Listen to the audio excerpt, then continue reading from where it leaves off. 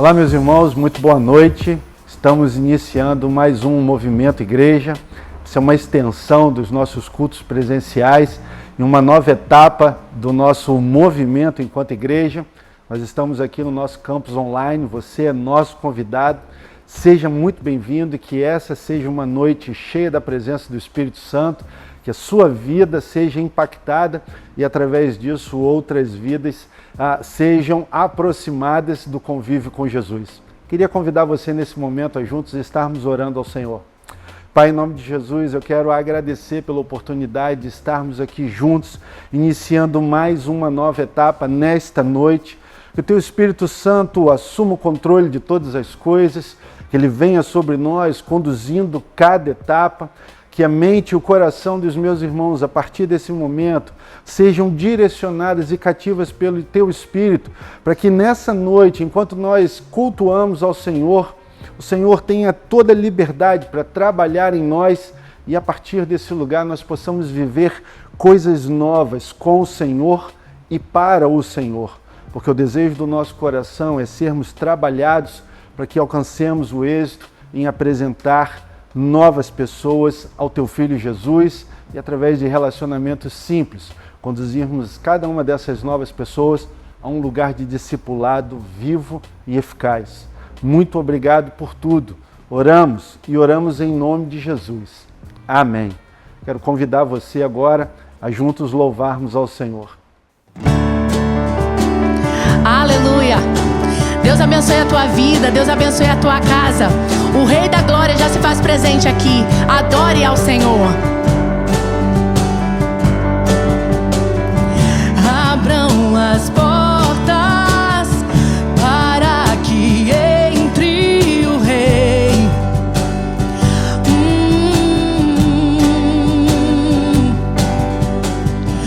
O invencível Senhor das guerras, Jesus.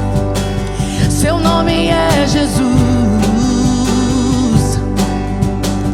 Já posso ouvir o seu rugir daqui.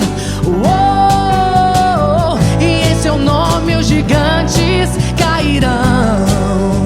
Oh, já posso ouvir o seu rugir daqui. Oh, e em seu nome os gigantes cairão. Meu Deus é o leão da tribo de Judá. A morte não venceu. Ele é o rei, ele é o rei. Meu Deus é o leão da tribo de Judá. A morte não venceu. Ele é o rei, ele é o rei.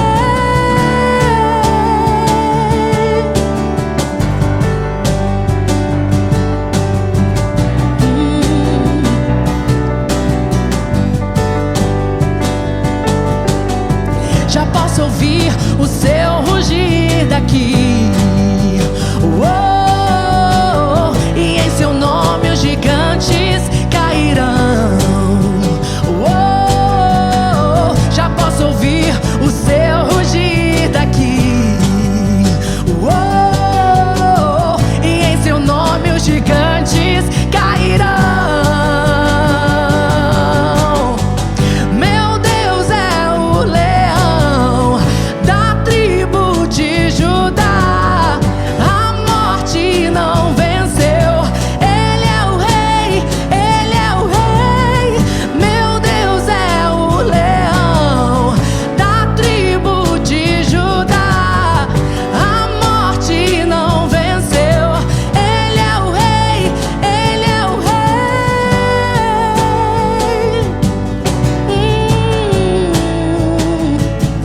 Ele é o rei. Ouço teus passos, sim, ele vem, clamo teu nome. Eu não temerei, sinto seu fogo queimando aqui. O rei chegou, o rei chegou. Ouço seus passos, sim, ele vem, clamo teu nome. Eu não temerei, sinto seu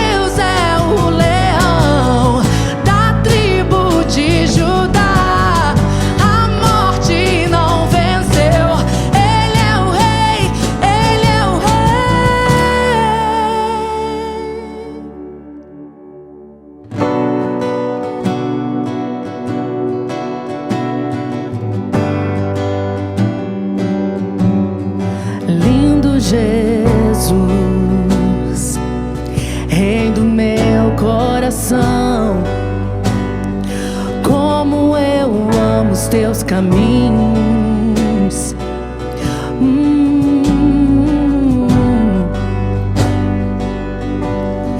Lindo Jesus, estrela da manhã, eu cantarei a ti. O que posso te dar por tudo que tu és? Você me libertou e me curou. O que posso te dar por tudo que tu és? Você me libertou e me curou. Tu és bom, em todo tempo és bom. Justiça está em ti, teu amor é pra sempre. Tu és bom, em todo tempo és bom. Justiça está em ti, teu amor é pra sempre.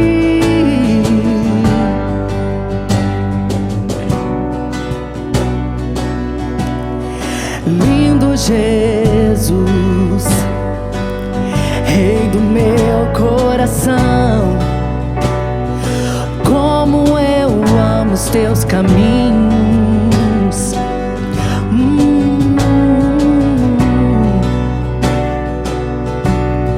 Lindo Jesus,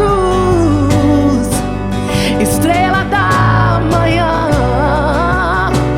eu cantarei a ti. O que posso te dar por tudo que tu és? Você me libertou e me curou. O que posso te dar por tudo que tu és? Você me libertou e me curou. Tu és bom, em todo tempo és bom. Justiça está em ti, teu amor é pra sempre. Tu és bom, em todo tempo és bom. Justiça está em ti, teu amor é pra sempre. Tu és bom, tu és bom, em todo tempo és bom. Justiça está em ti, teu amor é pra sempre.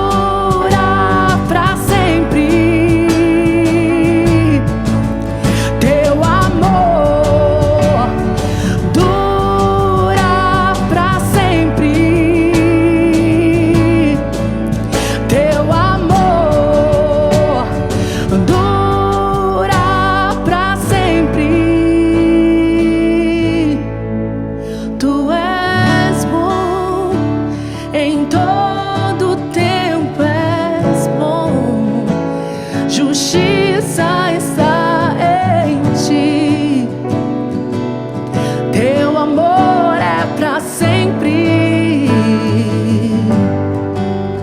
Tu és bom, em todo tempo és bom, justiça está em ti, teu amor é pra sempre.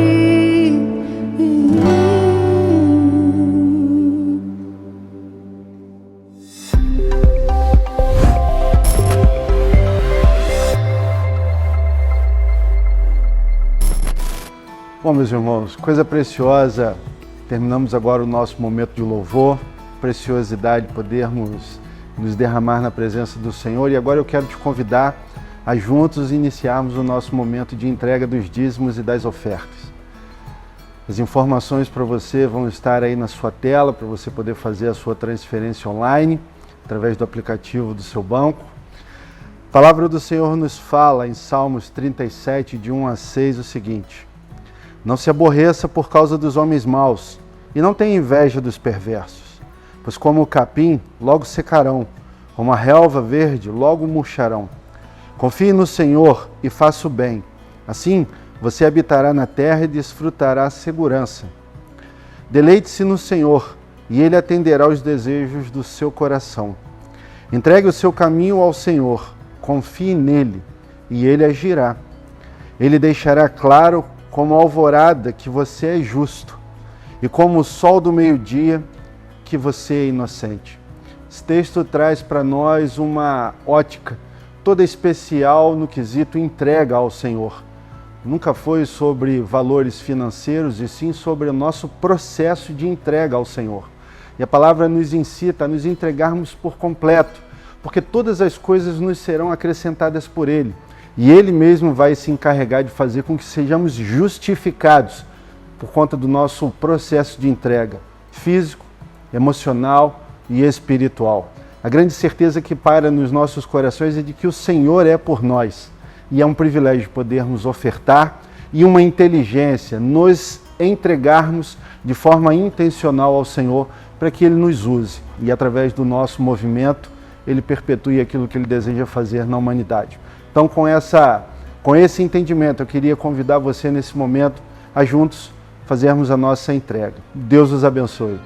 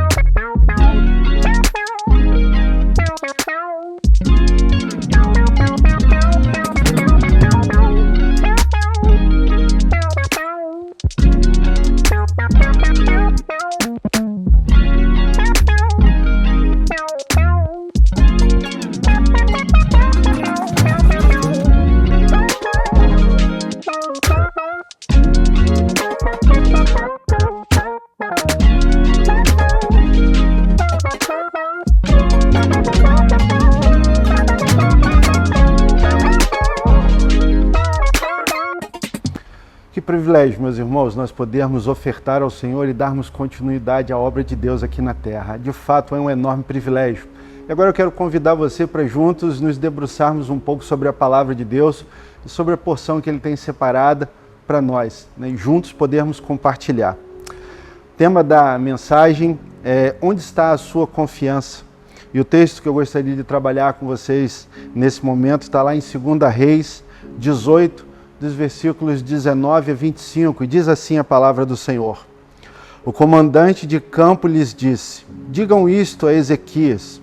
Assim diz o grande rei, o rei da Assíria, em quem você baseia sua confiança. Uma pergunta: você pensa que meras palavras já são estratégias e poderio militar? Em quem você está confiando para se rebelar contra mim? Você está confiando no Egito, aquele caniço quebrado que espeta e perfura a mão do homem que nele se apoia? Assim o faraó, o rei do Egito, retribui a quem confia nele. Mas, se vocês disserem, estamos confiando no Senhor nosso Deus, não é Ele aquele cujos santuários e altares Ezequias removeu? Dizendo a Judá e Jerusalém, vocês devem adorar diante deste altar em Jerusalém? Aceite, pois, agora o desafio do meu senhor, o rei da Assíria. Eu lhe darei 2.000 cavalos, se você tiver cavaleiros para eles. Como você pode derrotar o mais insignificante guerreiro do meu senhor? Você confia no Egito para lhe dar carros de guerra e cavaleiros? Além disso, será que vim atacar e destruir esse local sem uma palavra da parte do Senhor? O próprio Senhor me disse que marchasse contra este país e o destruísse. Acabamos de ler um trecho da palavra do Senhor que conta mais uma passagem de tantas outras, que dizem respeito ao povo escolhido de Deus e às dificuldades enfrentadas por esse povo, exatamente por decidirem se afastar da presença desse Deus. A corrupção religiosa, ela estava plenamente instaurada, o povo de Deus já estava dividido, tribos do sul, tribos do norte. E aqui nós lemos um pedaço em que um emissário do rei da Síria vai adiante se encontrar com o rei Ezequias e no intuito de realmente entrar e destruir o remanescente do povo que estava lá em Judá. E nós sabemos que a corrupção religiosa ela já havia se implantado, no Reino do Sul, ou seja, em Israel. E agora o rei da Síria estava tentando investir maciçamente, pesado no Reino do Norte, ou seja, em Judá, que estava sendo governada pelo rei Ezequias. E nós sabemos que ao conquistar Israel, o rei Senaqueribe, ele transportou Israel para a Síria, levando cativo os seus habitantes, e ele introduziu pessoas estrangeiras ali na terra prometida, na terra que o Senhor havia separado para o seu povo escolhido. E no meio de tudo isso começou a acontecer uma proliferação de deuses estranhos no meio da terra prometida, cultos estranhos diferentes daqueles que o Senhor havia ensinado ao seu povo. E nesse momento, nós sabemos, ao estudarmos a palavra, que existia ali, em Judá, um remanescente. O rei Ezequias estava ali, porém totalmente afligido, E a própria palavra nos mostra que ele estava subjugado a essa derrota do rei da Síria.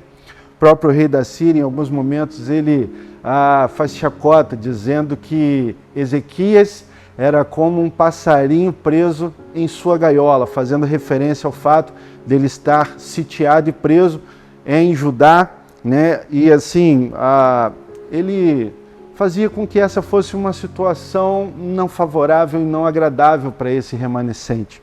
Ele estava ali estabelecendo o seu jugo. E é exatamente nesse momento que Ezequias se posiciona e se rebela contra essa dominação do rei da Síria. Nós sabemos que nesse processo Ezequias foi tentando encontrar maneiras de lidar com esse processo de dominação. Por algumas vezes o rei da Síria marchou contra Judá e ele arrumou dinheiro para oferecer ao seu algoz para que ele não invadisse a Judá e ele não exterminasse o restante do povo que ali estava, pagando por proteção, pagando por paz. Em algum momento a palavra nos mostra que aquilo não era o suficiente. Nós estamos num desses momentos, no último momento, onde os emissários do rei da Síria chegam ali perto de Judá, perto da cidade de Jerusalém, e esses emissários começam a falar com o povo que eles estavam indo para ali cobrar um posicionamento do rei Ezequias que havia se rebelado contra esse governo do rei da Síria. E aí começa toda a problemática que nós vamos estudar. É exatamente nesse lugar de desonra, quando esses emissários começam a questionar o rei Ezequias, começam a humilhar o rei Ezequias, começam a expor para todos que estavam ali no muro a problemática no qual estava inserido o reinado de Ezequias e o remanescente do povo de Israel.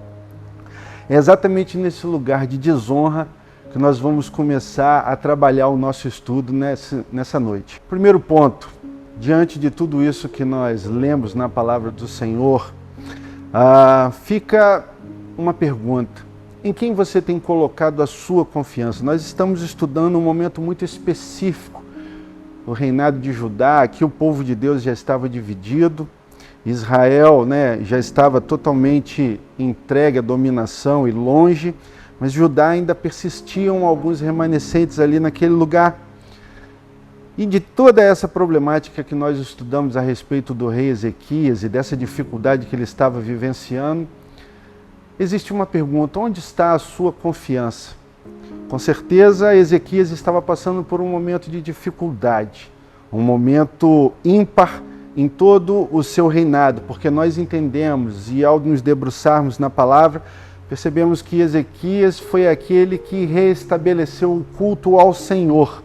Ele sabia que essa era a única forma de sair dessa situação, mas que de fato, para que isso acontecesse, ele enfrentou algumas dificuldades. O primeiro ponto que vamos estudar nessa noite: onde está a sua confiança? Será que a sua confiança está pautada em uma falsa confiança?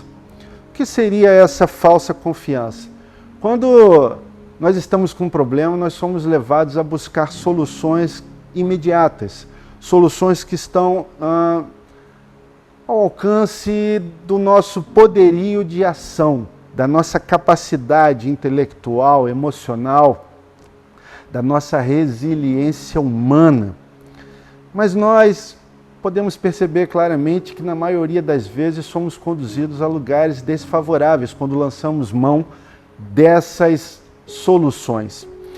Ou seja, uma falsa confiança traz para nós uma lista lamentável de opções, e são opções demonstradas para nós aqui na palavra que nós acabamos de ler em relação ao rei Ezequias. Que falsas, que lamentações, que lista desfavorável é essa? Quando olhamos para esse texto, nós percebemos, na continuidade da leitura, que o rei Ezequias pagou por proteção. O rei Ezequias tentou pagar para obter paz. E a própria palavra nos ensina que ele começou a usar todos os recursos, inclusive arrancando do próprio templo que ele havia construído a prata e o ouro para pagar ao rei da Assíria por paz. Mas em algum momento isso não foi suficiente para manter a paz. E os recursos financeiros de Ezequias e do remanescente do povo escolhido se esgotou. Um outro ponto é a força do braço, e o próprio emissário do rei Ezequias fala: se você tiver cavaleiros, eu lhe dou 2.000 cavalos. É notório que Ezequias não tinha um exército capaz de se posicionar contra o seu dominador, o rei Senaqueribe da Assíria. Essa era uma verdade imutável, não existia um exército ali, sob o comando de Ezequias, capaz de oferecer um confronto contra os seus dominadores. Ou seja, o dinheiro não foi suficiente para manter a paz, o inimigo estava lhe dizendo que ele não tinha força bélica para lutar contra ele.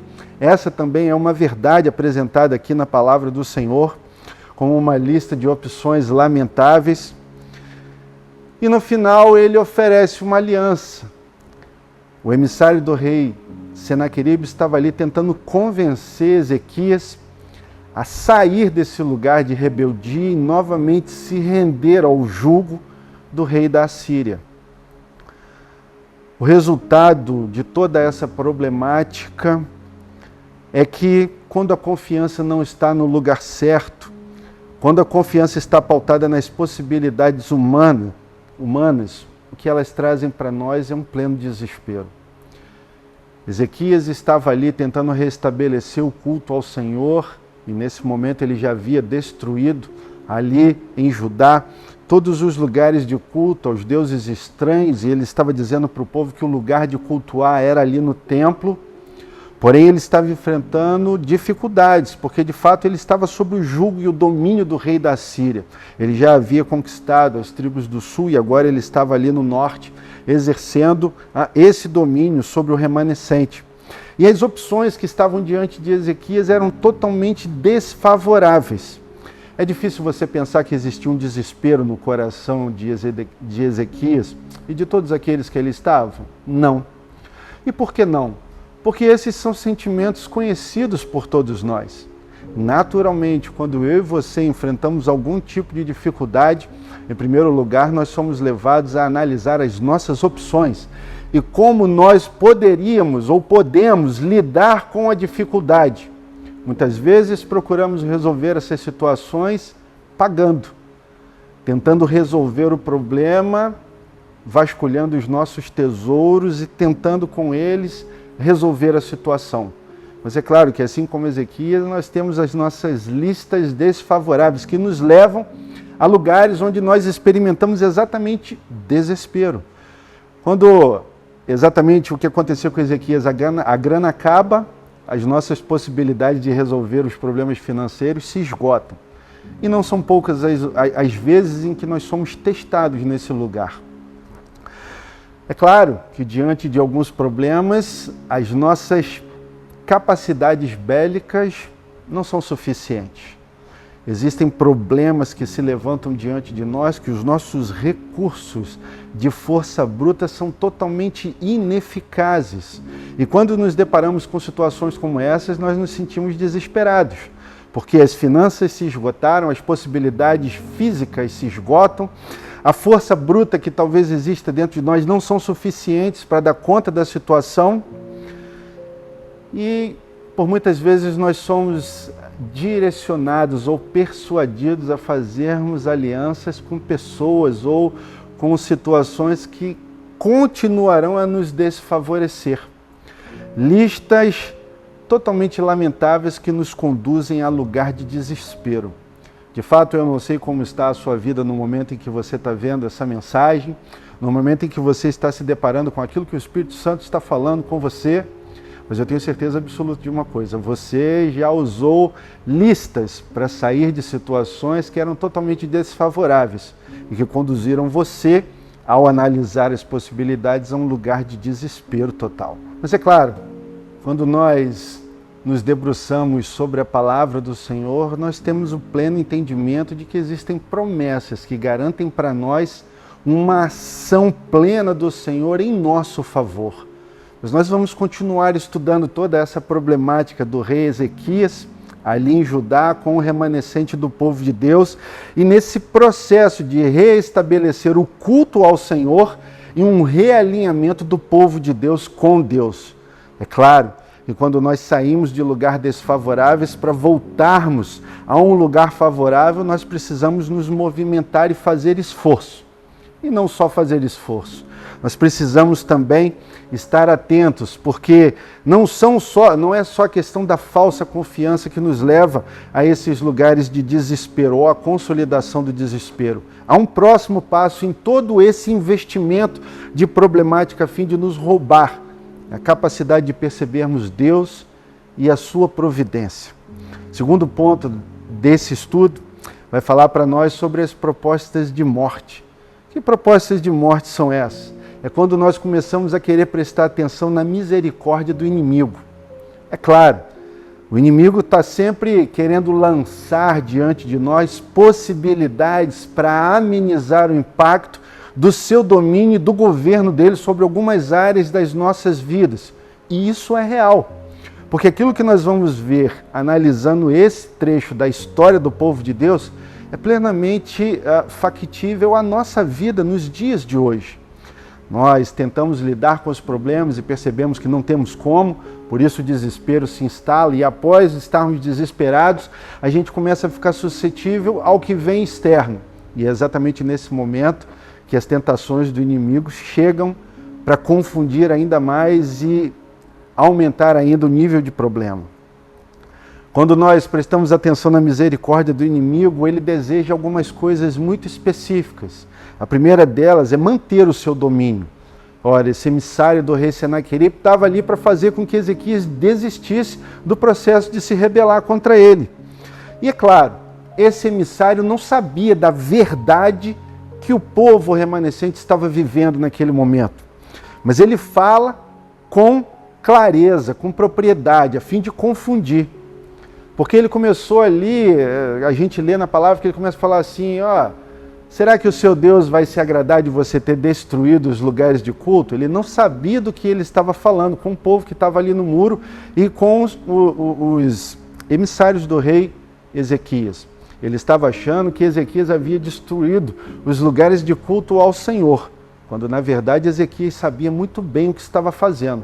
Ele destruiu os lugares de culto aos deuses estranhos e disse para o povo que era necessário voltar a cultuar o Senhor no templo. Mas o inimigo não sabia disso, mas estava usando dos subterfúgios que tinha para confundir ainda mais a cabeça daqueles que ele estavam, falando que Deus não se agradaria de Ezequias ter destruído os lugares de culto. Bom, o inimigo muitas vezes não sabe da verdade da nossa vida com Deus. O inimigo muitas vezes não conhece aquilo que eu e você temos falado com Deus. Ele toma conhecimento daquilo que sai da nossa boca.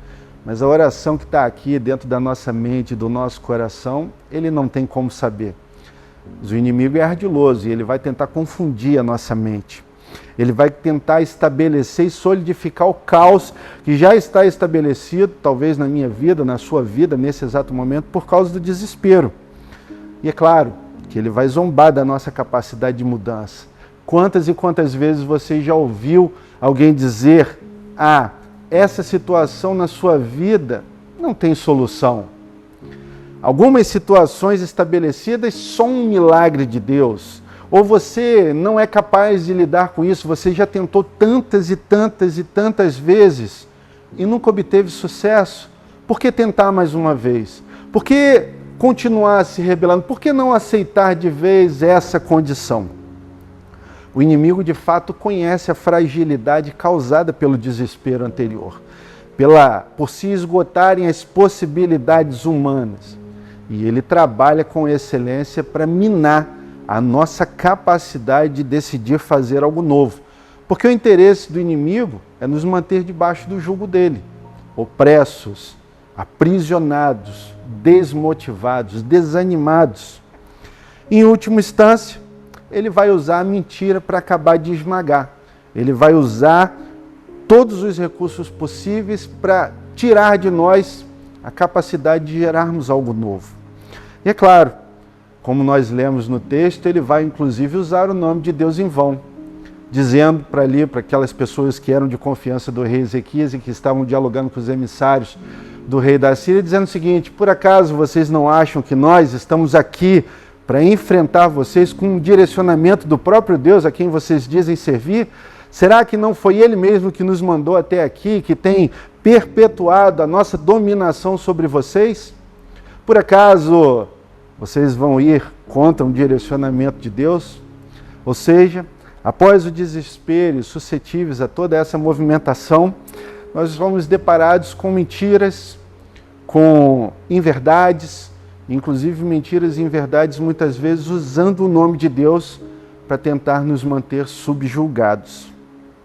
E qual é o resultado dessa proposta? Proposta de misericórdia do inimigo. É uma desmoralização total. É nesse momento que o inimigo dá o seu golpe de misericórdia e tenta impedir definitivamente a nossa capacidade de irmos contra o seu domínio e o seu jugo e o seu aprisionamento.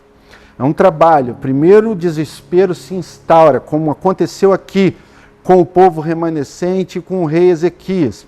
E logo após esse processo de desespero, o rei Ezequias é humilhado publicamente. Todos os seus súditos que estavam ali observando essa conversa entre o emissário do rei Senaqueribe e os representantes do rei Ezequias estavam ouvindo sobre toda essa massificação.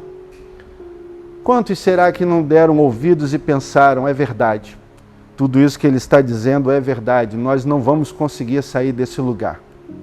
Quantas vezes, meu irmão e minha irmã, você já se permitiu acreditar nas mentiras do inimigo e, de fato, desacreditar nas possibilidades de sair desse lugar e viver algo novo? O propósito dessa proposta de misericórdia do inimigo é uma total desmoralização pessoal e, por consequência, do Deus a quem esses homens naquela época diziam servir. O propósito da misericórdia do inimigo sobre a sua vida é uma desmoralização total da sua capacidade, do seu entendimento e da sua possibilidade de se manter na resistência. O inimigo sabe muito bem como usar as suas ferramentas e ele vai usar isso para fazer com que o governo dele continue estabelecido. Mas a esperança para nós não está perdida. Onde está a sua confiança? Nos seus recursos? Ou na misericórdia do inimigo? Já entendemos que isso é uma enorme furada, algo que vai nos conduzir a um lugar de total desespero e de humilhação. Mas eu disse para você que a nossa esperança não está perdida, e glória a Deus por isso. Essa também é uma verdade contida na palavra do Senhor. E onde está a sua esperança, se não no lugar onde nós começamos a romper os limites? É exatamente nesse lugar, rompendo os limites de tudo isso que nós estudamos aqui antes, que nós começamos a restaurar a nossa confiança em Deus.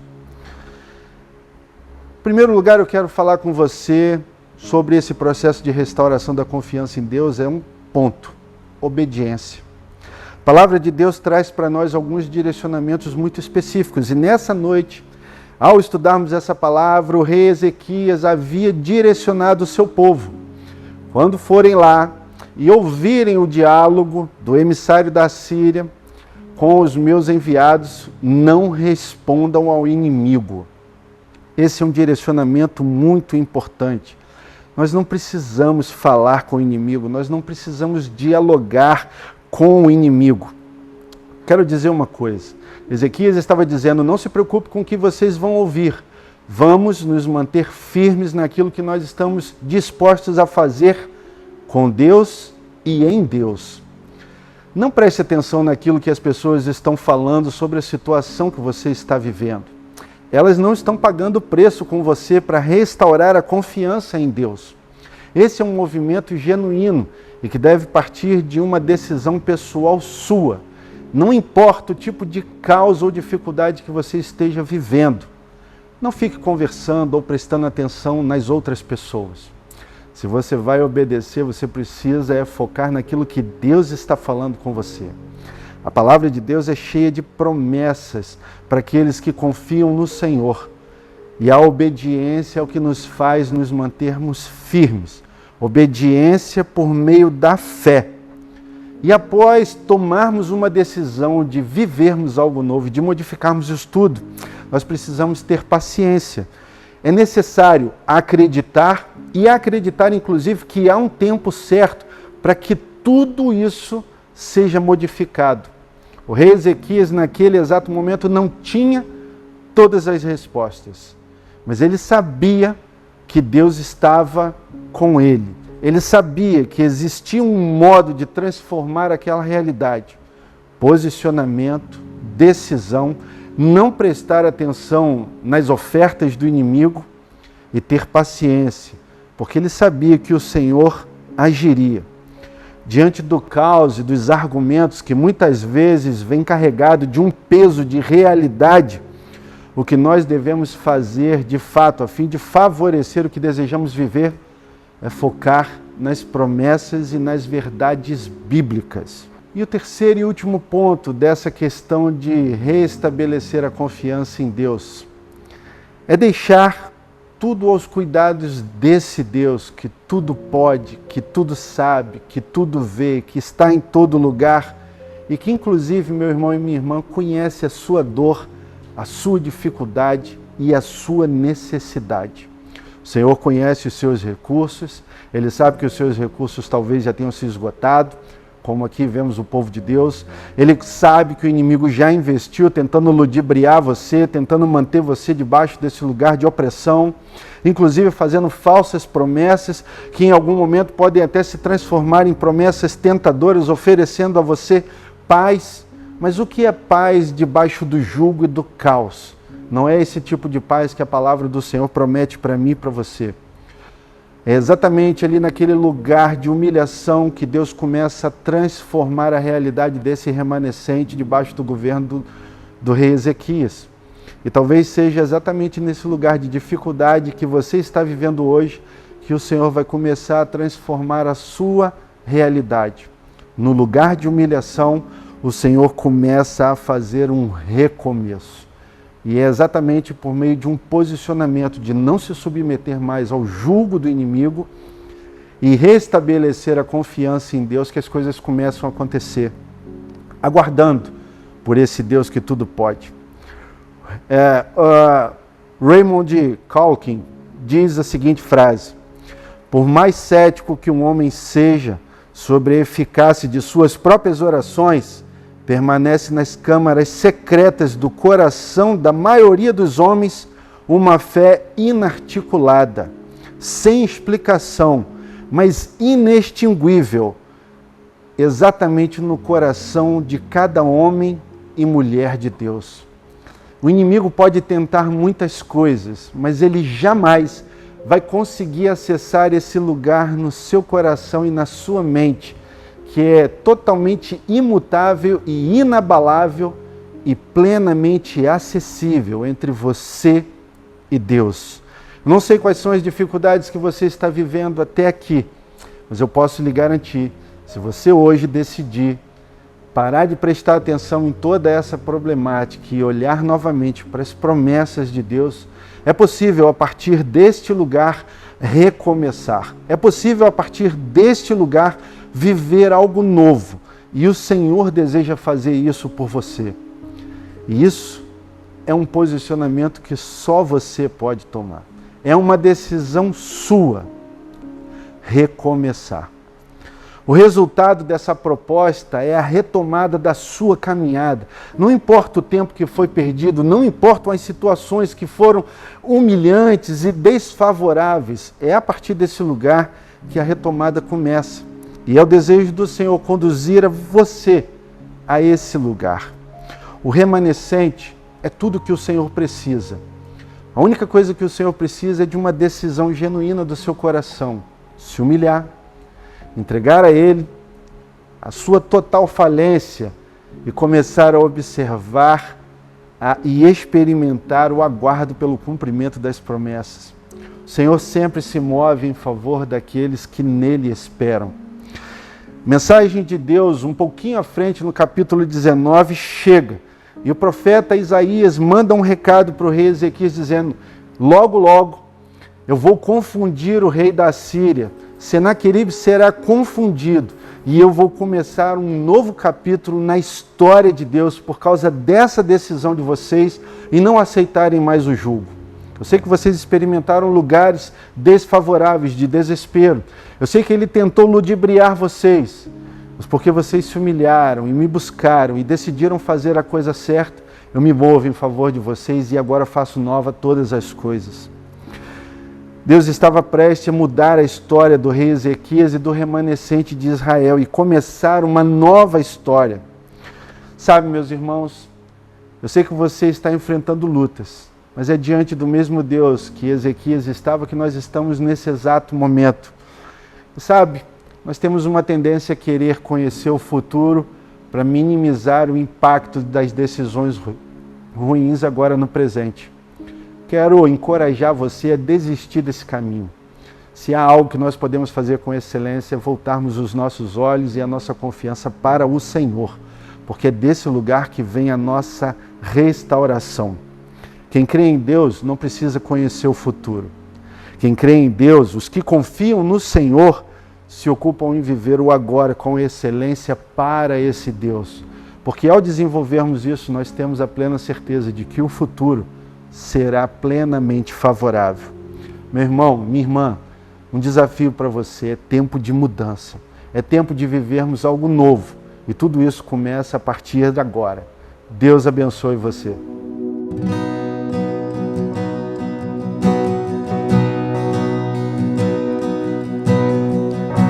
No início eras a palavra, com Deus o Altíssimo.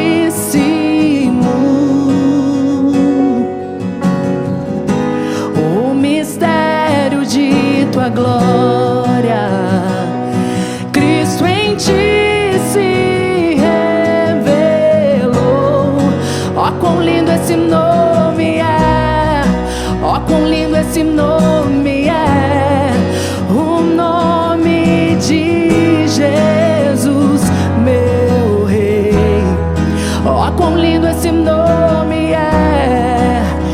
maior que tudo Ele é.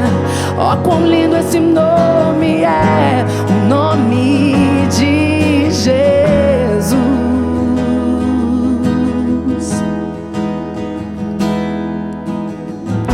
Deixou o céu para buscar-nos,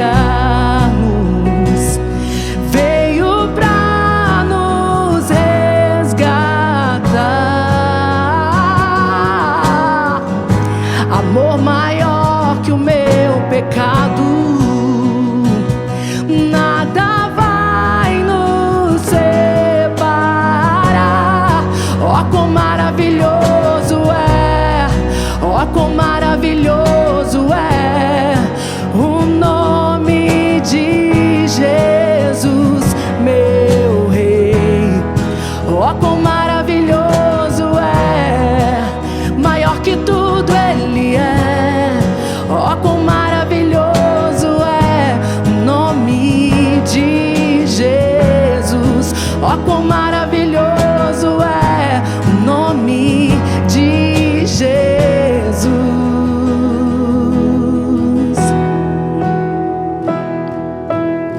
Obrigada, Jesus. Obrigada pelo teu sacrifício ali na cruz. Obrigada, meu Deus. A morte venceste, o véu tu rompeste, a tumba vazia agora está. O céu te adora, proclama a tua glória, pois ressuscitaste e vives e és invencível, inigualável, hoje pra sempre reinarás. Teu é o reino, tu é a glória, acima de todo nome estás. Poderoso esse nome é, poderoso esse nome é, o nome de Jesus, meu Rei. Poderoso esse nome é, mais forte que tudo é. Poderoso esse nome é, o nome de Jesus. A morte venceste, o véu tu rompeste, a tumba vazia agora está. O céu te adora, proclama a tua glória, pois ressuscitaste e vives e és invencível, inigualável, hoje pra sempre reinarás. Pois seu é o reino, tu é a glória, acima de todo nome estás. Poderoso esse nome é, poderoso esse nome é, o nome de Jesus, meu Rei. Poderoso esse nome é, mais forte que tudo é. Poderoso esse nome é, o nome de Jesus. Poderoso esse nome é, o nome de Jesus. Poderoso esse nome é, o nome de Jesus.